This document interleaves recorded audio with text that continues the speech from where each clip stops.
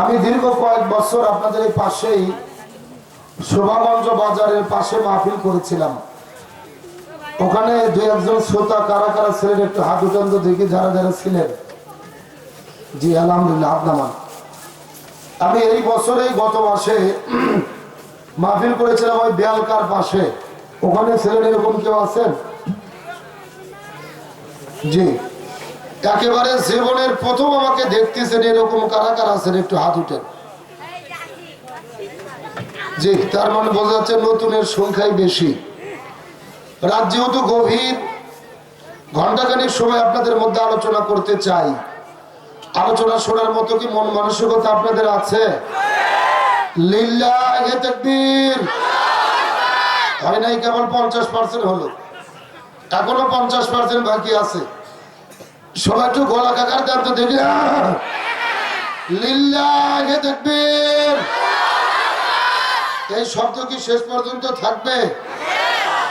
রাজি আছেন তো ইনশাআল্লাহ? আমি লক্ষ্য করে দেখলাম বাইরে অনেক মানুষজন ঘোরাফেরা করতেছেন, রাস্তাঘাটে দোকানপাটে চায়ের দোকানে আড্ডা দিচ্ছেন। এদেরকে উদাত্ত আহ্বান করছি, কোরআনের মহাব্বতে সকলে জান্নাতের বাগানে চলে আসুন। যারা পিছে বসে আছেন একটু সামনে বসুন, আসুন সামনে। ফাঁকাতে পিছে বসার কোনো দরকার নেই, সামনে বসুন। আশেপাশে যারা এখনো আড্ডা দিচ্ছেন সকলকে উদাত্ত আহ্বান করছি, কোরআনের মহব্বত অল্প কিছু সময়ের জন্য আপনার জান্নাতের বাগানে চলে আসুন।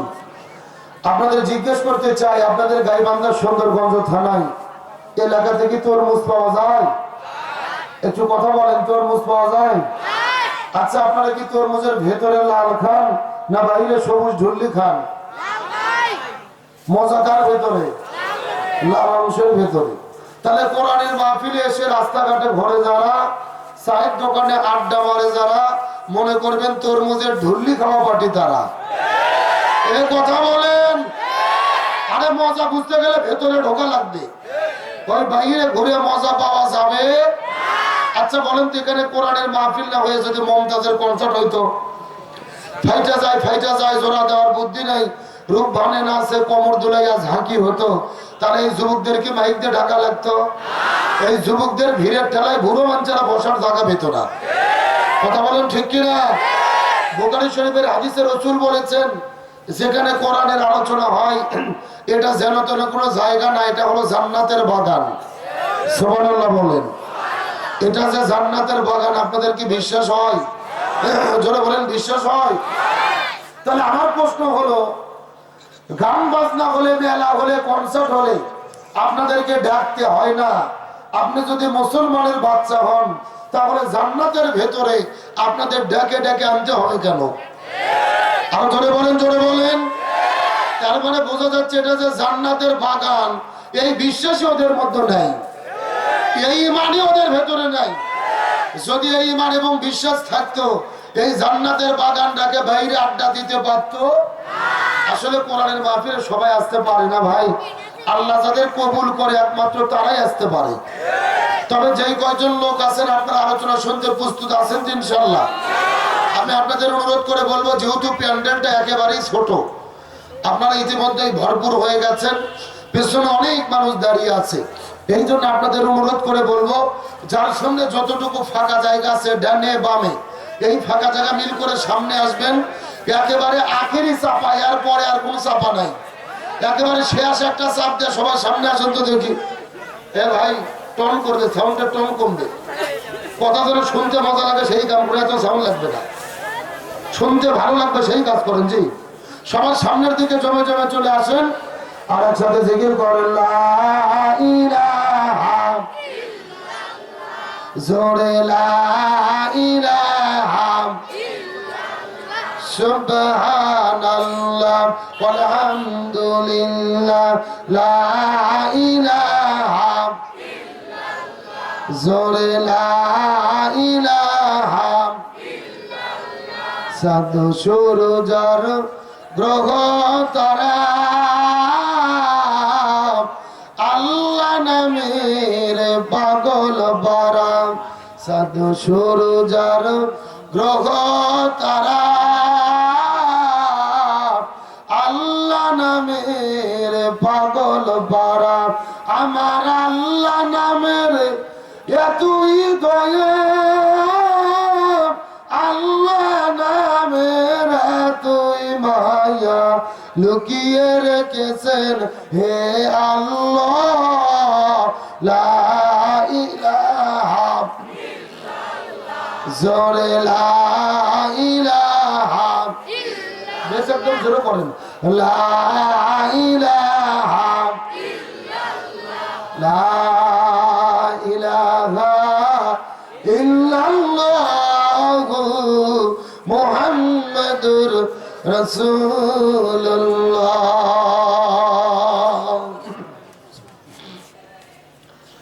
চোখের অশ্রু ঝরালে কি দুঃখ প্রকাশ করা যায়, মনে অনেক দুঃখ থাকে ওজনে কি মাপা যায়, চোখের অশ্রু ঝরালে কি দুঃখ প্রকাশ করা যায়, মনে অনেক দুঃখ থাকে ওজনে কি মাপা যায়,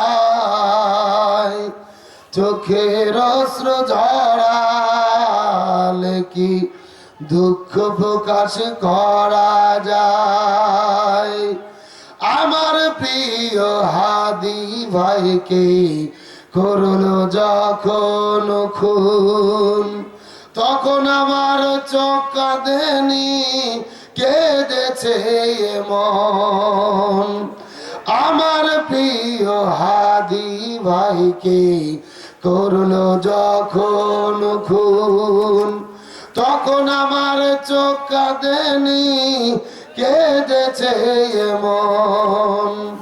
জানি না বাকি কারণে কি বা দোষে হায়,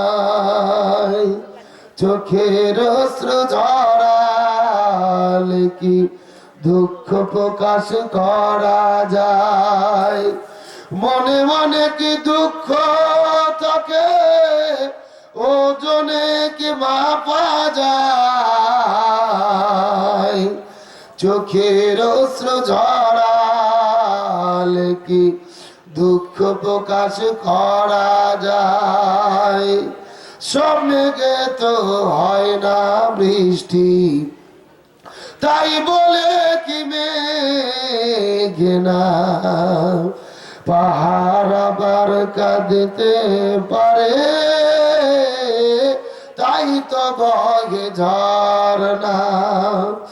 ও স্বপ্নে তো হয় না বৃষ্টি, তাই বলে কি মেঘে না পাহাড় আবার কাঁদতে পারে, তাই তো বহে ঝরনা।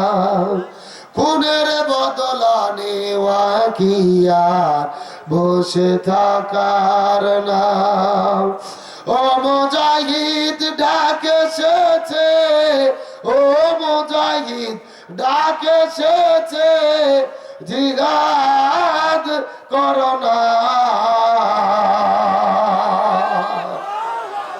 চোখের অশ্রু ঝরালে কি দুঃখ প্রকাশ করা যায়, মনে মনে কি দুঃখ থাকে ওজনে কি মাপা যায়, চোখের অশ্রু ঝরালে কি দুঃখ প্রকাশ করা যায়, চোখের অশ্রু ঝরালে কি দুঃখ প্রকাশ করা যায়।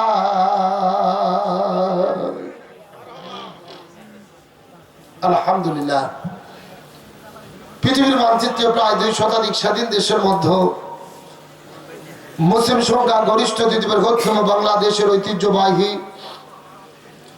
গাইবান্ধা জেলার অন্তর্গত সুন্দরগঞ্জ থানায়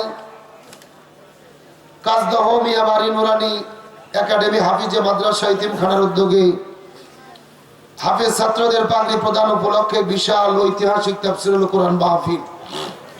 আজকের মাহফিলের সম্মানিত সুযোগ্য সভাপতি মহান আল্লাহ তাআলা যাকে সম্মানিত সভাপতির আসনে কবুল করেছেন, এলাকার সর্বজন শ্রদ্ধাভাজন ব্যক্তিত্ব, রংপুর মহানগর দক্ষিণ মুলাটল জামে মসজিদের সম্মানিত সম্পাদক জনাব আলহাজ মোহাম্মদ শেখ সাদিক সাহেব, আমরা সম্মানিত সভাপতির জন্য দোয়া করি আল্লাহ তাআলা তাকে হায়াতি তাইয়্যিবা সিয়াদি কুল্লিয়া দান করুক, সকলে পড়ি আমিন। আজকের প্রোগ্রামের সম্মানিত প্রধান অতিথি বিশিষ্ট চিকিৎসক, এলাকার সর্বজন শ্রদ্ধাভাজন ব্যক্তিত্ব ডক্টর মোহাম্মদ মনিরুজ্জামান সরকার মিরু সাহেব, প্রধান অতিথির জন্য দোয়া করি আল্লাহ তাআলা তাকে দিনের জন্য ইসলামের জন্য কবুল করুক, বলেন আমিন। আজকের প্রোগ্রামের বরেণ্য অতিথি আপনাদের সুন্দরগঞ্জ উপজেলা পরিষদের সাবেক চেয়ারম্যান, বাংলাদেশ জামাত ইসলামী মনোনীত, আগামী জাতীয় নির্বাচনে আপনাদের এলাকা থেকে সংসদ সদস্য পদপ্রার্থী ডারিপাল্লার কান্ডারি আমার প্রিয় ভাই অধ্যাপক মাজিদুর রহমান, আমার প্রিয় ভাইয়ের জন্য দোয়া করি আল্লাহ তাআলা তাকে আগামীতে আপনাদের রায় এবং ভালোবাসা নিয়ে বিজয়ী সম্মান আল্লাহ তাআলা তাকে দান করুক, বলেন আমিন। আজকের প্রোগ্রামের সম্মানিত পরিচালনার দায়িত্বে যিনি রয়েছেন হাফেজ মোহাম্মদ আব্দুল্লাহ হাফিজাহুল্লাহ, আল্লাহ তাআলা তাকে কবুল করুক, বলেন আমিন। আজকের প্রোগ্রামের অন্যান্য অতিথিবৃন্দু, আমন্ত্রিত ওলামায়ে কিরাম, বিশেষ করে আমি আসার পূর্ব মুহূর্ত পর্যন্ত কোরআন এবং হাদিসের আলোকে চমৎকার কথা বলেছেন বিশিষ্ট ইসলামী চিন্তাবিদ আমার প্রিয় ভাই হাফেজ মাওলানা নূর মোহাম্মদ জিহাদি দামাত বরকাতুহুম, প্রিয় ভাইয়ের জন্য দোয়া করি আল্লাহ তাআলা তার কণ্ঠকে কোরআনের ময়দানে বিশ্বময় কবুল করুক, সকলে পড়ি আমিন। সকলের প্রতি স্নেহ মোতাবেক শুভেচ্ছা জ্ঞাপন করে এই মুহূর্তে জানতে চাচ্ছি, ও গাই বান্দাবাসী, আপনারা সকলে কেমন আছেন?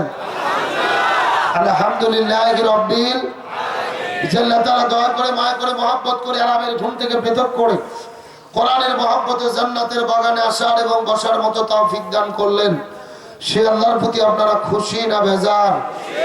কম না বেশি?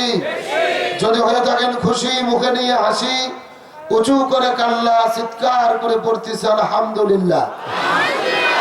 আর জোরে বলি আলহামদুলিল্লাহ। রব্বানা লাকাল হামদ হামদান কাসীরান তাইয়িবান মুবারাকান ফীহি, চিৎকার করে বলি আল্লাহু আকবার। দরুদ ও সালাম বর্ষিত হোক সেই বিশ্ব মানবতার মুক্তির দূত সাইয়্যিদুল মুরসালিন খতামান নবিয়্যিন রাহমাতাল লিল আলামিনের প্রতি দরুদ ও সালাম সকলেই পড়ি সাল্লাল্লাহু আলাইহি ওয়াসাল্লাম। সম্মানিত উপস্থিত হাজিরিন, প্রচন্ড শীতের ভেতরে দীর্ঘক্ষণ ধরে আপনারা আলোচনা শুনতেছেন, রাত গভীর। আমি সামান্য কিছু কথা বলে বিদায় নিয়ে চলে যেতে চাই। তার আগে আপনাদের জিজ্ঞেস করতে চাই, ও গাইবান্ধার সুন্দরগঞ্জবাসী, চিৎকার করে বলেন তো দেখি আমরা কিসের মাহফিলে এসেছি? আর একটু জোরে বলেন। কোরআনের মাহফিলে কথা বলতে হবে কই থেকে? কোরআন থেকেই কথা বলতে হবে। তার কারণে এই হুকুম কার?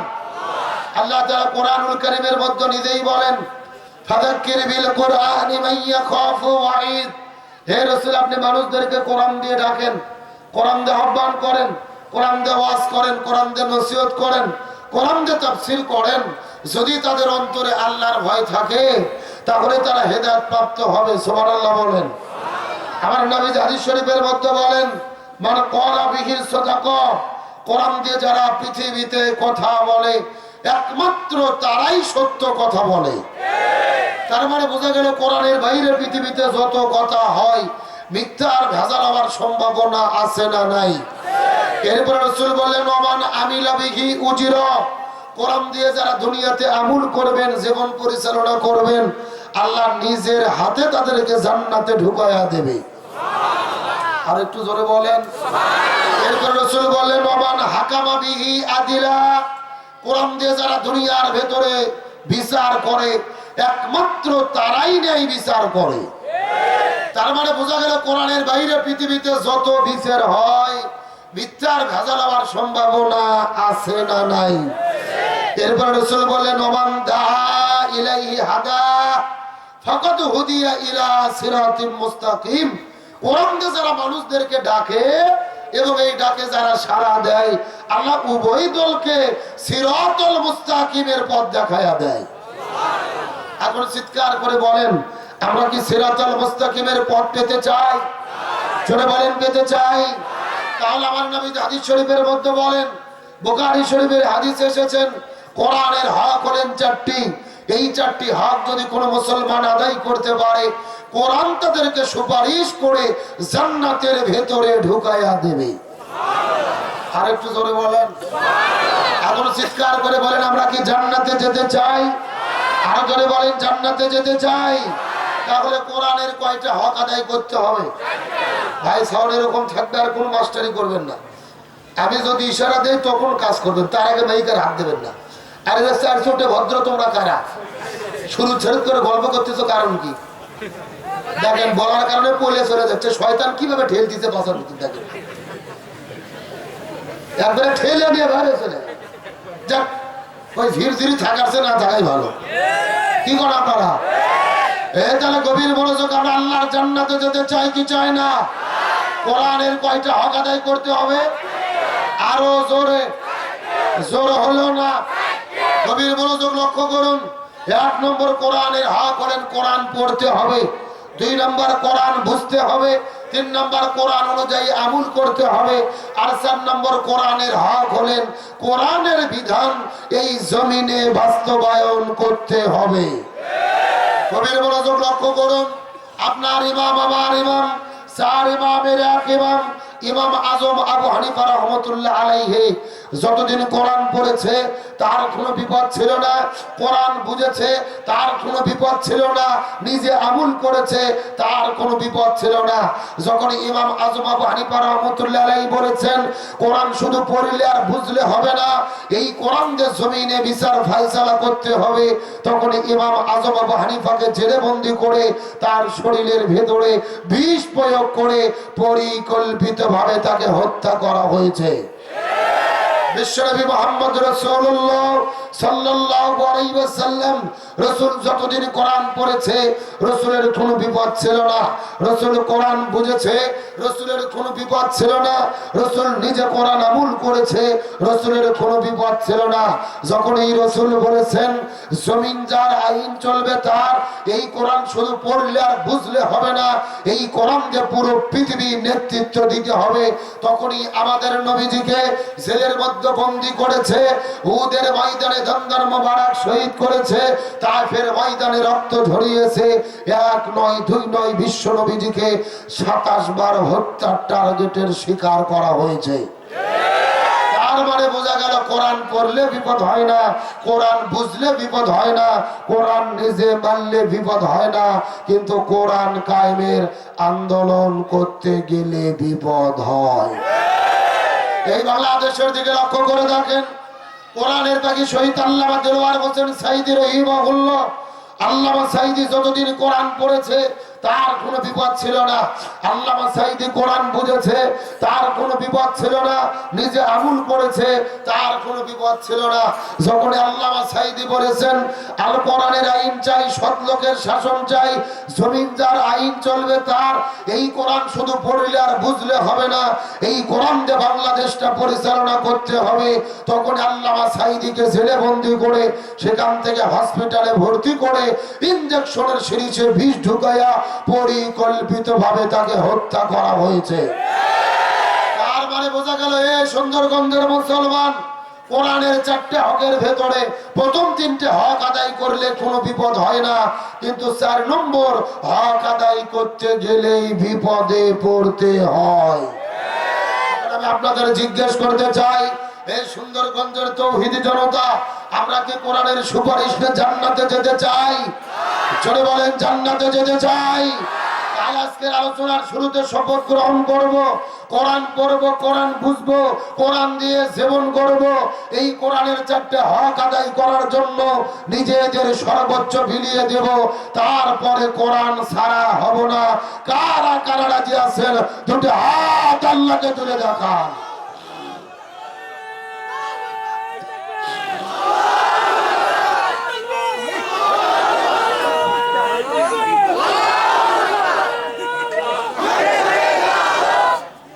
শেষ।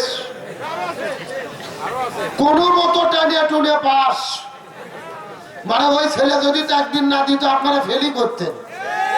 আচ্ছা, আপনাদের তাকবীর দিতে কি ভয় লাগে, কষ্ট লাগে? তাকবীর কি কোনো ব্যক্তি, কোন দলের, জামাত ইসলামের, বিএনপি? তাকবীর কার? আরো জোরে বলেন।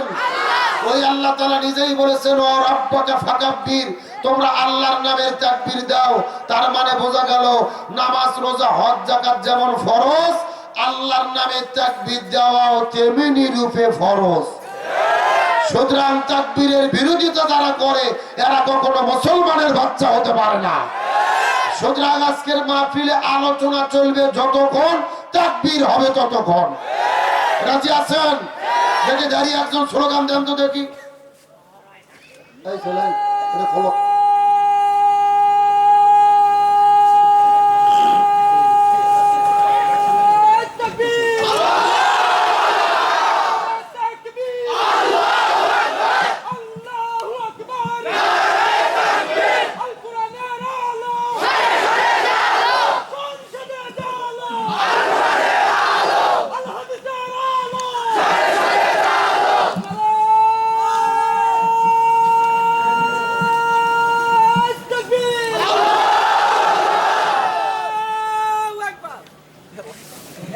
আলহামদুলিল্লাহ বলেন। যাক, বোঝা গেল ভেতরে 2-4টা বাঘের বাচ্চা আছে। কথা বলে না কেন? আমি কমিটিকে বলবো, এটা কি তোমার ঝুলে চলবে কি জন্য? তোমার মাইক ছেড়ে না জনগণ? আরে এটা তুমি দেশো ছোট দিতা, আমি হাত মরাচ্ছি বারবার ঝাঁকি খেয়ে আসতেছি। তোমার মাইক ভালো, আমি বলে দেবো তাহলে ভালো হবে। এত সিগন্যাল মারা রাখবি কি জন্য?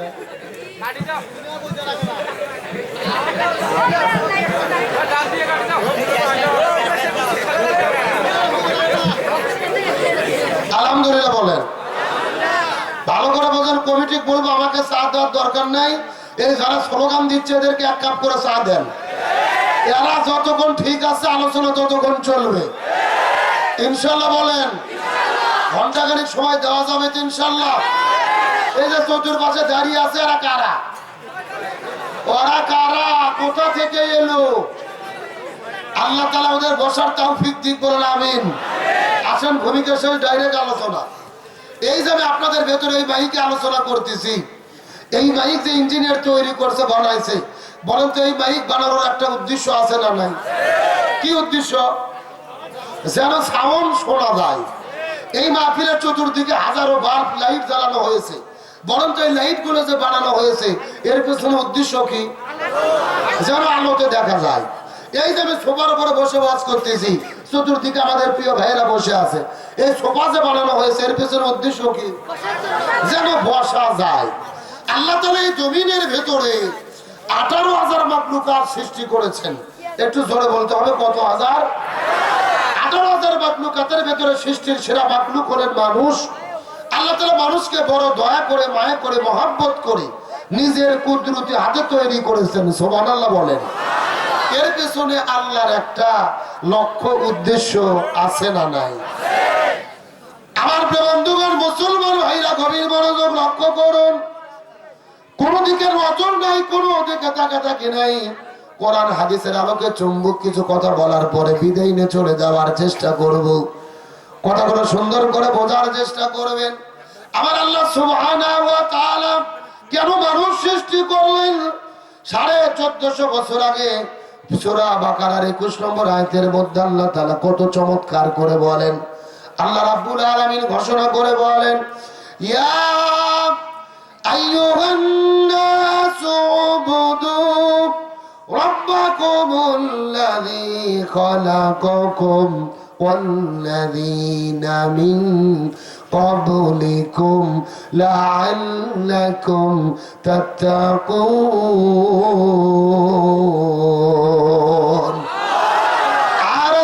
আল্লাহু আকবার। আল্লাহ তাআলা ডাকতে বলে, হে পৃথিবীর মানুষেরা গভীর মনোযোগ। আমি তোমাদেরকে সৃষ্টি করেছি, তোমাদের পূর্ববর্তীদেরকেও সৃষ্টি করেছিলাম। এর পেছনে কারণ হলো যেন তোমরা আমি আল্লাহ আমার ইবাদত করার মাধ্যমে যেন তোমরা মুত্তাকি হতে পারো। তাহলে এই আয়াতের দ্বারা বোঝা গেল আল্লাহ তাআলা আমাদের সৃষ্টি করেছেন মূলত ইবাদত করার জন্য। যারা বলেন কি করার জন্য? একটু কথা বলতে হবে ভাই, আমি অন্য ধরনের বক্তা, আমি ওয়াজ করবো আর আপনারা ঘুম পারবেন এই সুযোগ নেই। আমি যতক্ষণ ওয়াজ করবো আমার সাথে আপনাদেরকে ওয়াজ করা লাগবে। রাজি আছেন? এখানে লিখে দিয়েছেন তাফসীর মাহফিল। তাফসীর মাহফিল মানে কোরআনের ক্লাস। শিক্ষক যেভাবে ক্লাস নেই, ছাত্রদের বুঝতে গেলে কথা বলতে হয়, এজন্য একটু মাঝে মধ্যে কথা বললে কি কষ্ট হবে? তাহলে জোরে বলেন তো, আল্লাহ আমাদের সৃষ্টি করলেন কি করার জন্য? আমার বন্ধুগণ, মুসলমান ভাইরা গভীর মনোযোগ লক্ষ্য করুন। এই একই কথা আল্লাহ তাআলা কোরআনের অন্য জায়গায় সূরা যারিয়াতের 47 নম্বর আয়াতের মধ্যে কত চমৎকার করে বলেন, ওয়ামা খালাকুতুল জিন্না ওয়াল ইনসা ইল্লা লিয়াবুদুন।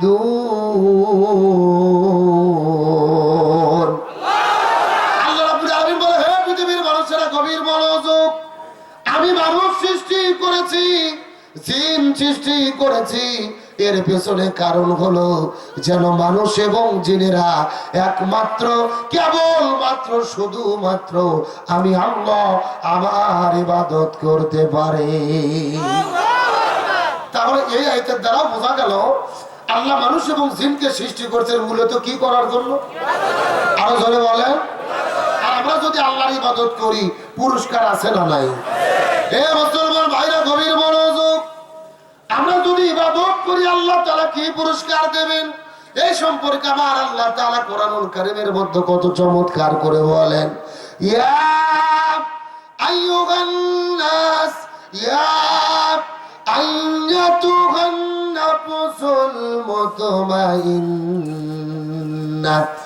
ইরজিই ইলা রাব্বিকি রাদিয়াতাম মারদিয়া ফাদখুলি ফি ইবাদি ওয়াদখুলি জান্নাতি। আল্লাহ বলতেছে যারা আমার ইবাদত করবে আমি তাদেরকে সরাসরি জান্নাতে ঢুকাইয়া দেব। এখন চিৎকার করে বলেন, আমরা জান্নাতে যেতে চাই কি চাই না? জান্নাতে যেতে হলে ইবাদত করতে হবে কার? আরো জোরে বলেন কার? এতটুকু আলোচনা করার পরে আমরা আজকে আলোচনার সাবজেক্ট ঠিক করলাম। আজকের আলোচনার বিষয় বা সাবজেক্ট হলো ইবাদত। কিরাম বলেছি? ইবাদত কাকে বলে, ওহা কত প্রকার, কি কি, এবং আল্লাহর কাছে সবচেয়ে প্রিয় ইবাদত কোনটি জানার দরকার আছে না নাই? আরে ভাই, জীবনের সবচেয়ে গুরুত্বপূর্ণ সাবজেক্ট। তার কারণ আমরা যদি ইবাদত না বুঝি আমাদের জীবনটাই ধ্বংস হয়ে যাবে।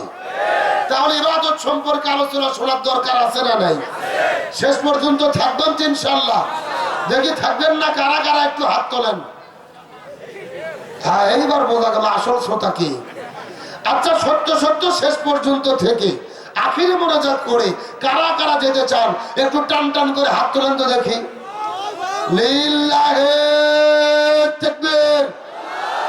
এ সাউন্ড হয় না, হাত টান টান গুটান দে গুটান। এ মুরব্বি মুরব্বি মুরব্বি হাত উঠান।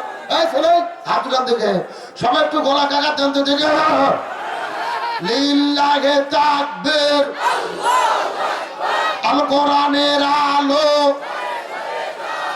আল হাদিসের আলো, দুনিয়ার মুসলিম ইসলামের শত্রুরা কোরআন আছে যেখানে লিল্লাহি তাকবীর। আপনারা সবাই কিন্তু হাত তুলে ওয়াদা করলেন শেষ পর্যন্ত থাকবেন। এখন না থেকে যদি উঠে চলে যান, ওয়াদা ভঙ্গ করা কিসের লক্ষণ? মুনাফিকের লক্ষণ। আপনাকে মুনাফিক হতে চান? মুনাফিক হতে চান কি চান না এটা মুনাজাতের আগে বোঝা যাবে। শুধু লক্ষ্য করে দেখেন কারা কারা উঠে চলে যায়, মনে করবেন ওই গ্রুপের লোক। আচ্ছা, আপনার তিনজন কি থাকবেন না? এবার মুরব্বী শেষ পর্যন্ত থাকবেন না? হাত উঠলেন না কেন? এই ভাই উঠেনি।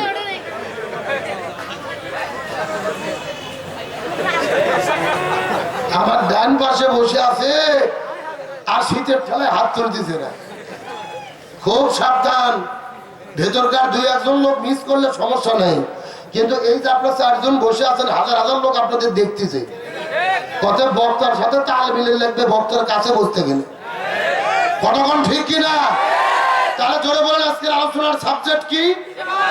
আরো জোরে বলেন। এই সুন্দরগঞ্জের মুসলমান গভীর মনোযোগ, ইবাদত কাকে বলে, ওহা কত প্রকার, কি কি আল্লাহর কাছে প্রিয় ইবাদত কোনটি? ইবাদত শব্দের শাব্দিক অর্থ হলেন দাসত্ব করা, গোলামি করা, হুকুম মেনে চলা। এই কোরআনুল কারীমের ভেতরে আল্লাহ তাআলা 1000 আদেশ করেছে, 1000 নিষেধ করেছে। প্রত্যেকটা আদেশ এবং নিষেধ মেনে চলার নাম হলো ইবাদত। ভালো করে বোঝার চেষ্টা করেন। শুধু নামাজ রোজা হজ যাকাত ইবাদত নয়, কোরআনে আল্লাহ তাআলা যতগুলো আদেশ করেছে, যতগুলো নিষেধ করেছে, হাদিসের ভেতরে আল্লাহ তাআলা যতগুলো রাসূল সাল্লাল্লাহু আলাইহি ওয়াসাল্লাম যত আদেশ করেছে, যত নিষেধ করেছে, আল্লাহ এবং রাসূলের প্রত্যেকটা আদেশ এবং নিষেধ মেনে চলার নাম কি? আরো ধরে বলেন। গভীর মনোযোগ লক্ষ্য করুন। ইবাদত প্রধানত 5 প্রকার।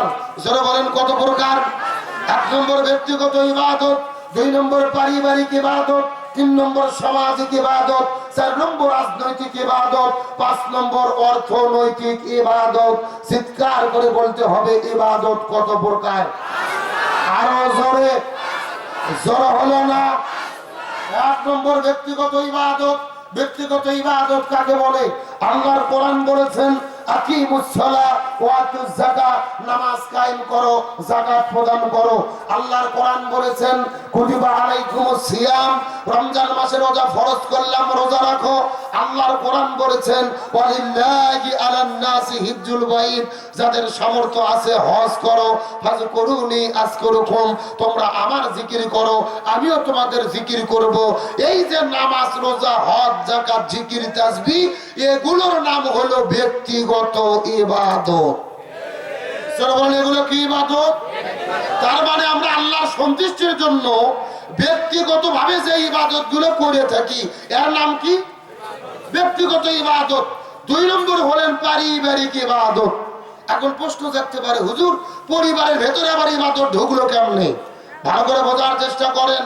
পিতা মাতা সন্তানকে দিনের উপর লালন পালন করবে, সন্তান পিতা মাতার খেদমত করবে, বড় ভাই ছোট ভাইকে স্নেহ করবে, ছোট ভাই বড় ভাইকে শ্রদ্ধা করবে। পিতা মাতা সন্তানকে দিনের উপর লালন পালন করলেন। আবার এই দিকে আপনার ওই পরিবারের ভেতরে যত সদস্য আছেন, সন্তান পিতা মাতার খেদমত করবে, পিতা মাতা সন্তানকে দিনের উপর লালন পালন করবে, বড় ভাই ছোট ভাইকে স্নেহ করবে, ছোট ভাই বড় ভাইকে শ্রদ্ধা করবে। পরিবারের ভেতরে যত সদস্য আছে কেউ কাউকে ঠকাবে না, প্রত্যেকে প্রত্যেকের হক আদায় করবে। এর নাম হলেন পারিবারিক ইবাদত। জোরে বলেন কি ইবাদত? ভালো করে বলছেন। আপনাদের এই গ্রামের নাম কি? কাজদা। এই গ্রামের ভেতরে একটা মুরব্বী চাচা মরে গেছে, জমি রেখে গেছে 20 বিঘা, আর ছেলে রেখে গেছে 2টে। জমি কয় বিঘা? ছেলে কয়টা? এখন বলেন তো কয় বিঘা করে ভাগ পাবে? 10 বিঘা করে। কিন্তু দেখা যাচ্ছে বড় ভাই জমি নিয়েছে 15 বিঘা, ছোট ভাইয়ের নিয়েছে 5 বিঘা। এরকম আল্লাহর ওলি আছে না নাই? আরো জোরে বলেন। আবার জমি ঠিকই 10 বিঘা করে সমান সমান ভাগ করেছে, কিন্তু ওই যে রাস্তার সাথে যে জমি আছে 10 লক্ষ টাকা শতক, ওটা নিচে বড় ভাই, আর ছোট ভাই বলছে তুই যাই চড়ার মধ্যে জমি নিয়ে ওখানে বেগুন চাষ করে খা। আছে না নাই?